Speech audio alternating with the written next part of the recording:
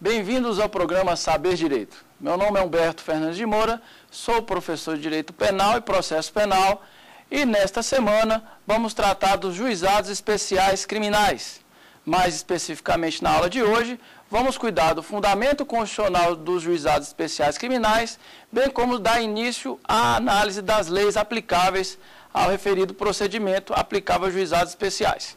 Bem, antes de mais nada, eu gostaria de agradecer a presença dos alunos Kleber, Carolina e Marcos, agradecer a presença e o prestígio que eles estão dando nesse momento a essa aula, e dizer a vocês também que qualquer dúvida e encaminhamento ou solicitação pode ser encaminhada ao e-mail saberdireito@stf.jus.br. Faço apenas um alerta no sentido de que vocês indiquem o tema da presente aula e o professor para que a gente possa identificar com maior precisão a sua dúvida. Bem, sobre os juizados especiais criminais, o que nós podemos falar? Inicialmente, nós temos que tratar do fundamento constitucional dos juizados especiais, O fundamento constitucional dos juizados especiais está no artigo 98, inciso 1 e parágrafo 1º da Constituição. O artigo 98 é que vai dar o panorama constitucional a respeito de juizados especiais criminais. E dada a importância desse artigo para a nossa semana, eu vou ler aqui para vocês o que diz esse artigo. Diz o seguinte: a União, no Distrito Federal e nos territórios, e os estados criarão, inciso 1, juizados especiais providos por juízes togados ou togados e leigos, competentes para a conciliação, o julgamento e a execução de causas cíveis de menor complexidade e infrações de menor potencial ofensivo, mediante os procedimentos oral e sumaríssimo, permitido, nas hipóteses previstas em lei, a transação e o julgamento de recursos por turmas de juízes de primeiro grau. O 98, inciso 1, cuidou dos juizados especiais criminais na esfera estadual e o parágrafo 1º foi tratar da lei, foi tratar dos juizados especiais na esfera federal. Bem, esse é o panorama constitucional dos juizados especiais criminais e esse panorama traça as características básicas que foram tratadas mais especificamente nas leis. Sobre juizados especiais criminais, quais leis que cuidam desse instituto? A Lei 9.099, de 95, e a Lei 10.259, de 2001. A Lei 9.099 chama a atenção porque ela vai estabelecer todo o panorama legal aplicável aos juizados especiais criminais, tanto na esfera estadual e, supletivamente, na esfera federal. Bem, então, partindo do que a Constituição estabelece para a aplicação dos juizados especiais criminais, é importante a definição do que vem a ser infração de menor potencial ofensivo. E a definição da infração de menor potencial ofensivo está no artigo 61 da Lei 9.099. Conceito esse também trazido pelo artigo 2º da Lei 10.259, de 2001. E qual é o conceito de infração de menor potencial ofensivo? Bem, para resumir, as infrações de menor potencial ofensivo são todas as contravenções e todos os crimes cuja pena máxima não supera 2 anos. Bem, então os juizados especiais criminais se aplicam a esses delitos, tanto a todas as contravenções como aos crimes cuja pena máxima não supera 2 anos. E o que tem de importante também nos juizados especiais criminais? Bem, os seus princípios, porque a Lei 9.099, ela trata digamos assim, um rompimento com o que a gente pode dizer de processo penal clássico. Por quê? O artigo 2º da Lei 9.099 estabelece, em resumo, que os juizados especiais criminais vieram para simplificar o procedimento penal e também trazer uma celeridade processual justamente para cuidar desses crimes de menor importância, digamos assim, ou de menor gravidade, melhor dizendo. Bem, Tanto isso é verdade que a Lei 9.099 trouxe, além do conceito de infração de menor potencial ofensivo, uma importante observação no artigo 88. Por quê? Além de dizer quais são as infrações de menor potencial ofensivo, o artigo 88 traz a seguinte consideração. O artigo 88 da Lei 9.099.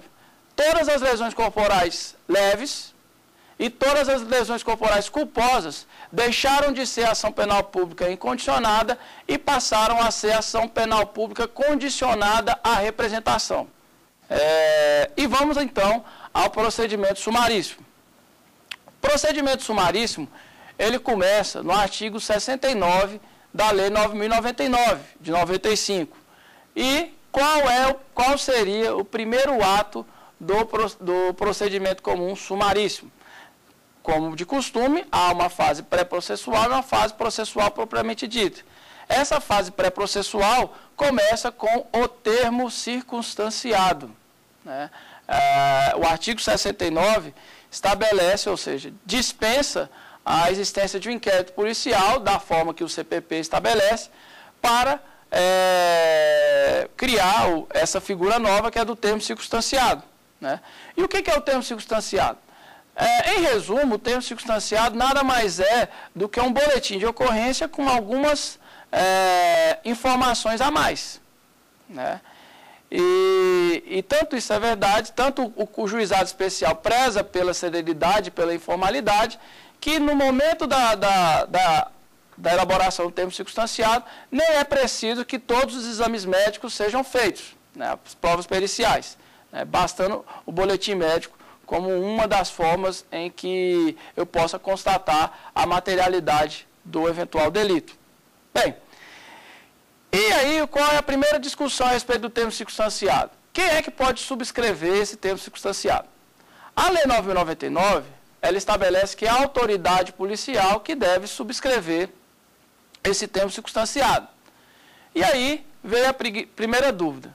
Será que uma lei estadual, ou mesmo a circunstância do caso concreto, poderia autorizar que um policial militar subscrevesse esse termo circunstanciado?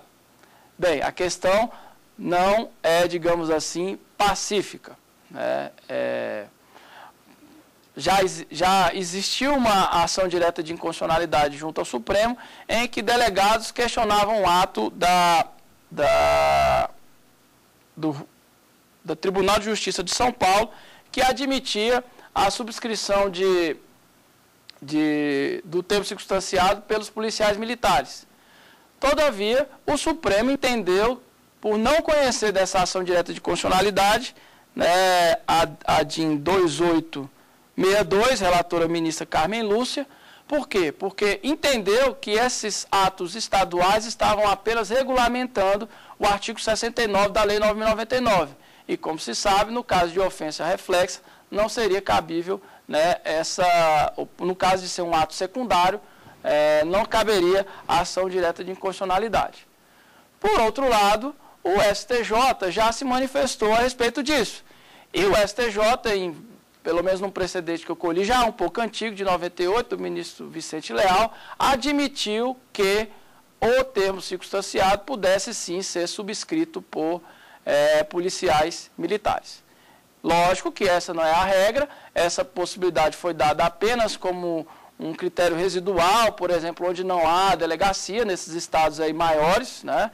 E foi admitida apenas por exceção, né? Então, essa é a primeira grande discussão. E a outra vantagem do termo circunstanciado é a seguinte: se o autor do fato, termo utilizado pela lei para aquele que supostamente foi flagrado em situação de infração de menor potencial ofensivo. Se o autor do fato vai à delegacia e preenche, ou contribui com esse termo circunstanciado, e assumindo também a responsabilidade de participar da audiência preliminar que seguirá esse termo circunstanciado, essa pessoa que assume o compromisso não será presa em flagrante.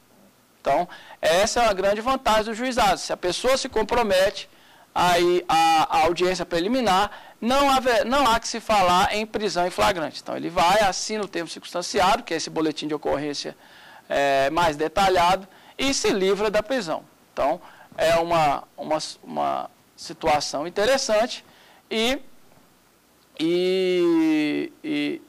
que traz um benefício para aquele que foi pego em situação de flagrante, né? Então, essa é a primeira observação. Então, o termo circunstanciado na delegacia, né? E essa delegacia vai tomar todas as providências para encaminhar esse termo circunstanciado ao juizado especial criminal, para que se faça essa audiência preliminar. E aqui eu chamo a atenção de vocês, porque a partir da agora, se já existia uma inovação, a partir de agora é que nós vamos ter uma inovação maior em relação ao Código de Processo Penal Clássico. E por isso mesmo, né, que eu vou perguntar aqui se os colegas têm alguma pergunta a ser feita. Sim. Professor, os juizados especiais são um efeito concreto do direito penal mínimo? Bem, boa pergunta, Carolina. Rapidamente, o que vem a ser esse direito penal mínimo? Bem, o direito penal mínimo nada mais é do que uma manifestação de política criminal, né? Digamos assim, temos 3 grandes opções de política criminal. O abolicionismo penal, que prega que o direito penal faz mais mal do que bem. Temos o direito penal máximo, no sentido de que realmente o direito penal deve ser uma opção válida e rigorosa para a punição de condutas entendidas como criminosas. E aí temos o movimento da lei da ordem como manifestação típica. E temos o direito penal mínimo. E o que é que prega o direito penal mínimo? O direito penal mínimo prega que o direito penal ele só deve ser utilizado para a punição dos bens jurídicos, ou proteção dos bens jurídicos mais importantes em relação às ofensas mais graves. Então, o direito penal, por o direito penal mínimo, serviria para isso, ou seja, punição de condutas graves e proteção de bens jurídicos importantes. Bem, e aí? As infrações penais de menor potencial ofensivo seriam, então, um efeito concreto do direito penal mínimo? Digamos assim que, em parte, sim. Por quê? Porque, para esses crimes considerados não tão graves, Carolina, a lei estabeleceu esse procedimento mais simples, né? E como a gente vai ver, ele propicia a composição civil, ou seja, traz uma série de benefícios para resolver aquele problema social,